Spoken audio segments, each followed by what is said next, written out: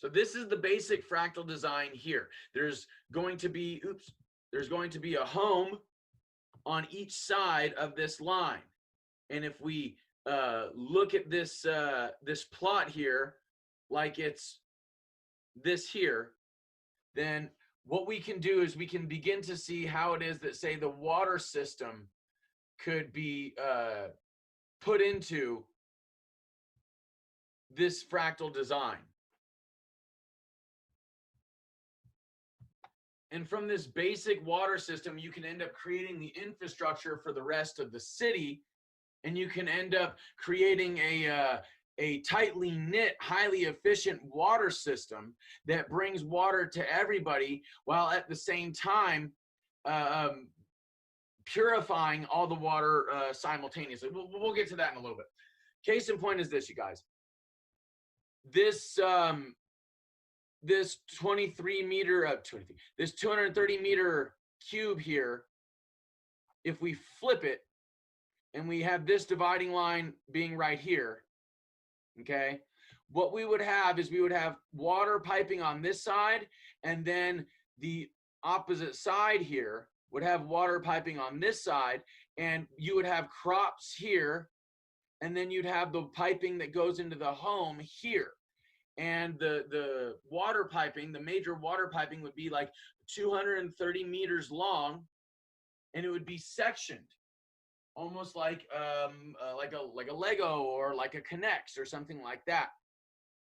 Then what you would do is you'd put the same 230 meter piping on this side, and then what would end up happening is you'd end up having the home here and then the crops here. So it'd be kind of like a checkerboard, and we'll get to that in a little bit.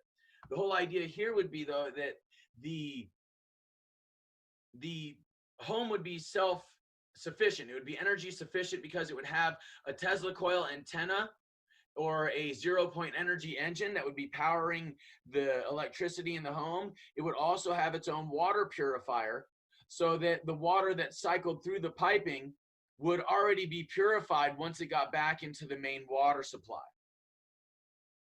And this is easily done through things like frequency and stuff like that, and through different types of filtration systems.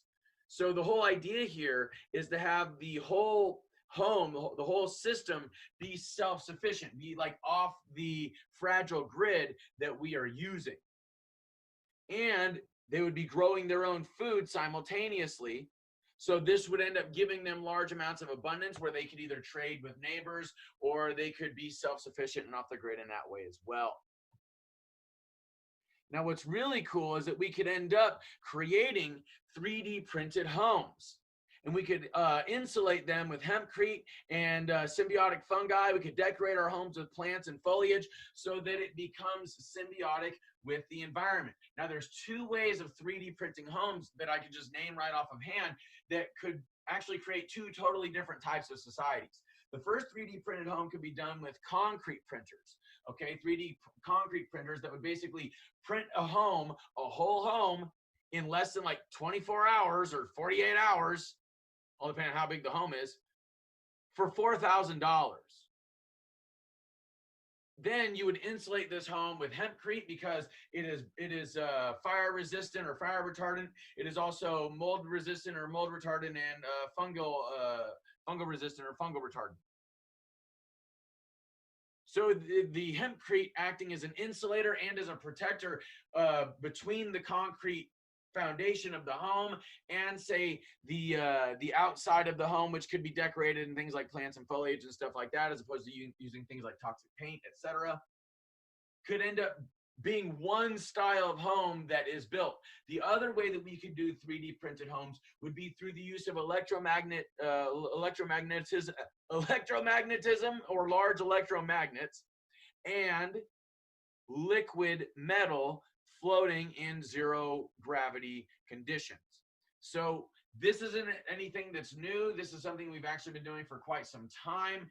It's a way of 3D printing metals that are, like, in some cases, printed like atom by atom, okay? And yes, we have that capability at this point. Just because it hasn't been declassified just yet doesn't mean that, you know, actually, I mean, technically the the declassification of element 115 would kind of give it away. But anyway, point is that you could use electromagnetism and large electromagnets in strategic places to form metal into a single home, like into a single piece of metal, and that's like a unit. And you could have this basic home have the piping already built into it, so that you don't need to install piping as much as the piping would already hook up. This already existent piping that's in the home would already hook up to the existent piping, say, that is in the city grid system. I hope all that makes sense. The idea here, ladies and gentlemen, is to have this metal home, this 3D printed metal home, to also have its own zero-point energy engine or Tesla coil antenna, as well as its own water purifier, making it self-sufficient on its own without the need for the grid in order to function. And you can actually do a lot with a home like this if you, say, both built either underground or above ground.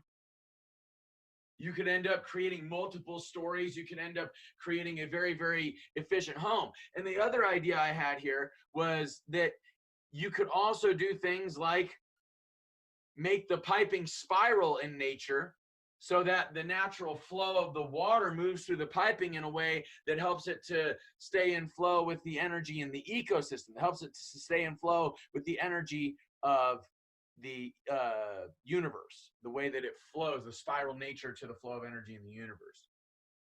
You could also do things like build air conditioning units and stuff like that into these homes, or you could easily use these electromagnetic waves to manifest or create within this liquid metal an air conditioning or a ventilation system of sorts, along with the already existent piping.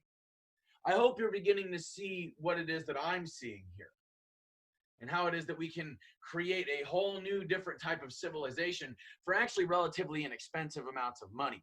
Like I said, all it takes is like $4,000 to print 3D print one of these concrete homes, and I bet you it would take just as much, if not less, to print one of these metal homes, given the right materials and given the right technologies. It'd actually be very, very simple and very easy. So this is the basic fundamental fractal structure of these independent, energy efficient, and self-sustaining homes. We could 3D print these homes to where you could have a checkerboard like pattern in each of these rectangles, where you would have a home on one side and crops on this side, and then you'd have a home here and then crops here. The idea here would be that you could have multiple of these squares next to one another, like we see here. So this would be the 230-meter square that you just saw, divided into two parts, and then there would be another one here, and then another one here. And it doesn't necessarily have to be 230 meters. The whole idea here is that I was using meters as a way of showing that if we just go based off of certain ratios, or if we go based off of certain already existent measurement systems that are efficient, and unlike the foot system, unlike the mile and all that stuff, we use the metric system, then we can scale the fractal math of all this largely, or we can make it really, really small.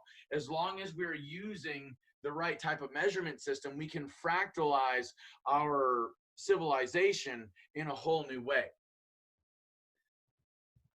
So now what we're looking at here is a basic like city block, okay, of about 4 kilometers. And this here is the square you just saw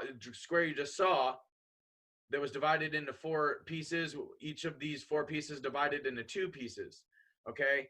And you have 4 of these stacked on top of one another and side by side with one another, and you get 4 square kilometers. In each of these 4 square kilometers, you have, like I was saying, the checkerboard like pattern of the homes plus the crops.